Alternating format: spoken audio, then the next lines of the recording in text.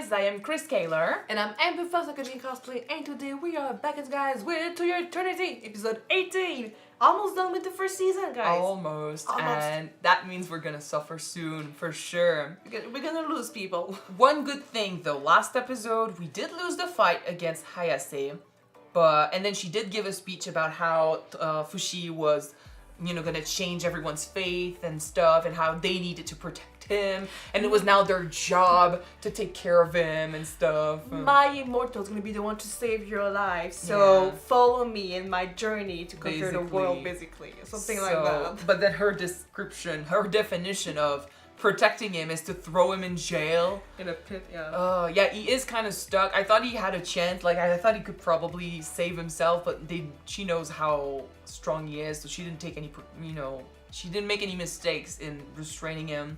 But the only good thing that happened there is that she got rid of her leader power, gave it to Tonari, and Tonari made sure that the kids could leave the island. So not everyone left, like not all the kids left, but most of them did, and her friends left, but she came back because she needs to save Fushi.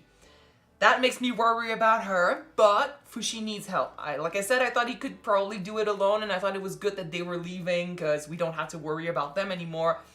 But it looks like we're gonna need Tonari. So there you go. Alright. Unfortunately, it's gonna be her against the entire island. Yeah. So be careful. I'm not looking forward to that. But yeah, be careful. We'll see what happens this episode. I think she might be fine till at least the next one or the finale. But yeah, we'll see what happens. Oh. Let's jump into this episode. Don't forget to subscribe, and if you want to know when these episodes come out, and check out our Patreon for the full reactions. Let's go! Let's go.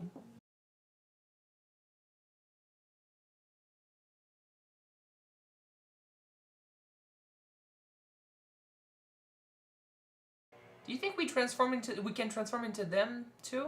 If they're dead, yeah, we had a connection, right? We had a connection, but in my mind, like, maybe the only one we could truly change into would be Tonari. Why? Because she's the main one. I don't know. But yeah, maybe now we can transform into all three of them. But it's bullshit! Fuck off! And we knew it too, but then like, ugh. Okay, yeah, the Show opening... writers, I told you in the previous episode that I didn't want to add any more drawings to my board. Yeah. You just give me 3 more drawings to add to my board. How could you? And, well, obviously, we were a bit spoiled by the opening. That's sad when it happens, but it doesn't take away from the emotions. Because, I mean, we had the expectation, considering this show likes to do that they were all in danger. And I was like, maybe now that they're not on the island, maybe that means that the opening tricked us, kind of like it did with March as an adult. And I was like, okay, we're safe, it's fine. Yeah, then but they come back. technically, we learned that Fushi can grow old. Yeah, when but he he's changed never. form. There's literally a shot of adult March hugging Pelona. Yeah. So that's not happening.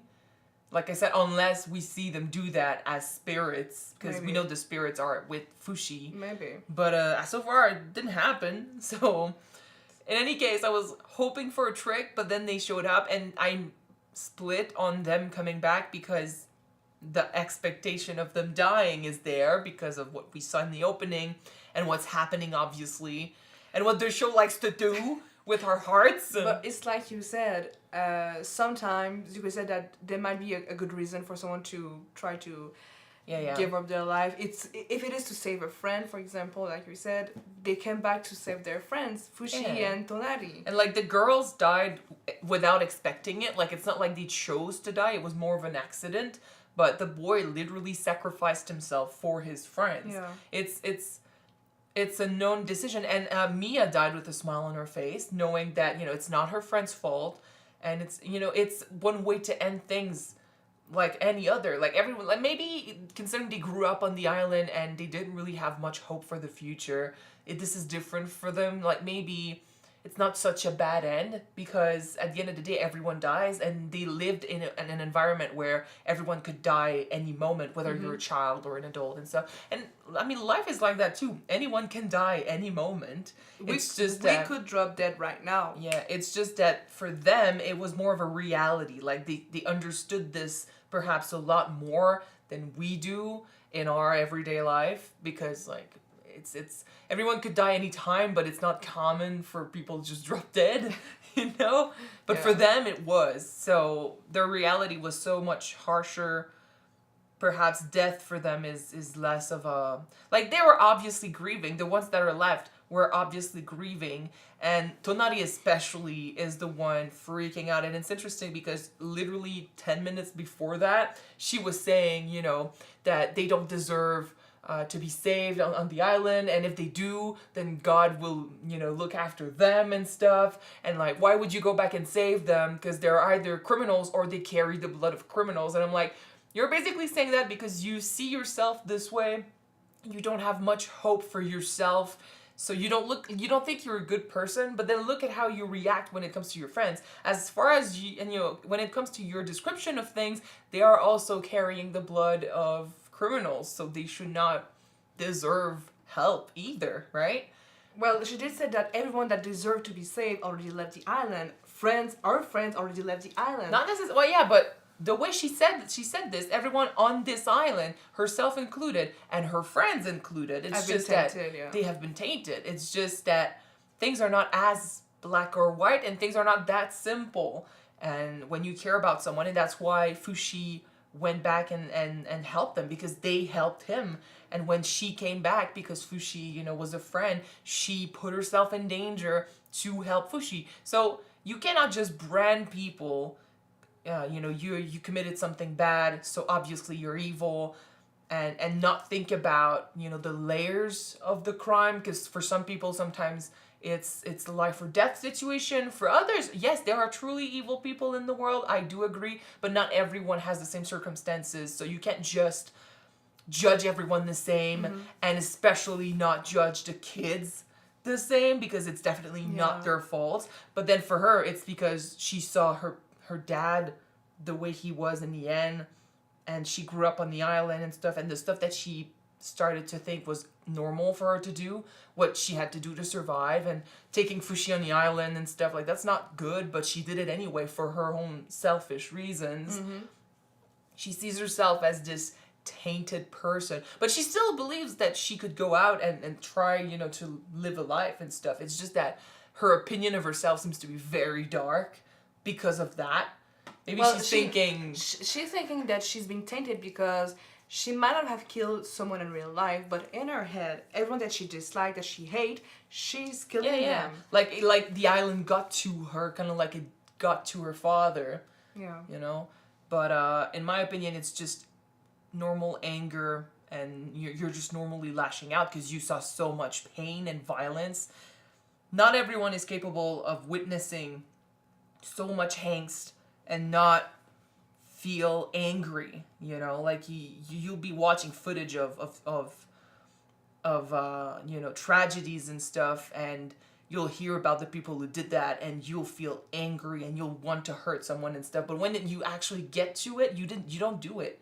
Like, Tonari hasn't hurt anyone. It's one thing to think about it, and yes, sometimes it gets too much, and you want to act on it. Like, I mean, Fushi, when he faced Hayase, but she said when Fushi did that, she saw it as, you showed that you cared, you showed that you were human. So if that applies to Fushi, it applies to you too. And now, like, unfortunately, she's I want to also go back, maybe with Fushi, with the fact that Tonari's thought that Fushi didn't have to save them because they didn't deserve to be saved. But for Fushi, well, I mean, it's mostly that she just wanted to get the fuck out of the island. She wanted to get out of there yet. But for Fushi, he can just not leave like that. No. Because the knockers are there because of him. Yeah. People are going to get hurt because with the knockers because of him. And these people don't deserve to die. He don't deserve to have that on his conscience. And they saved him. Like, they helped when he needed him. So they don't deserve to just die. And I mean, even if they did, not like this. You know, not by the one thing that, yes, it's true. No matter how much we want to support Fushi and be like, it's not your fault, because it's not. It's still a fact that the knockers are there because of him. And they have adapted, because for sure they are targeting people because they realize that he's making connections. Allowing himself to rely on others, on other people's help. He couldn't stab Upa And now he's gonna have 3 people that he knows coming after him. Shit. The last 2 episodes are gonna be harsh. The characters are getting more and more disgusting. Well, they're adapting to. I know. You know, when they were wood and stuff, and he burnt them, they became rock.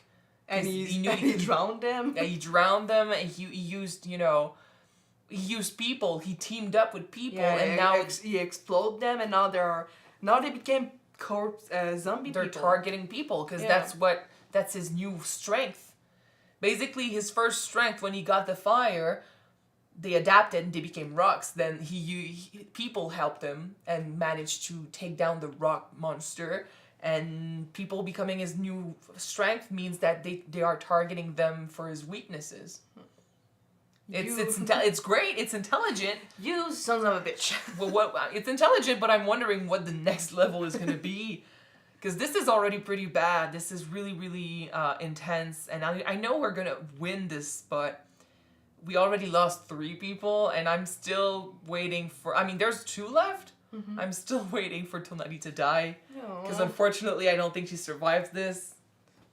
But... Because I mean, she's the main connection we made in this arc. And usually, the main connection dies and we can change into that person.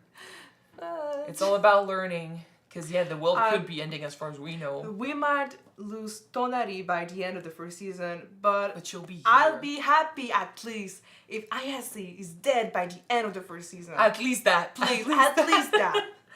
But, yeah, like, unfortunately... With what she did, what she tried to do to us, she deserved to be... Yeah, I mean, right now she's not the main problem. Please. She's definitely not the main problem, but, yeah, I would be happy if he took care of her.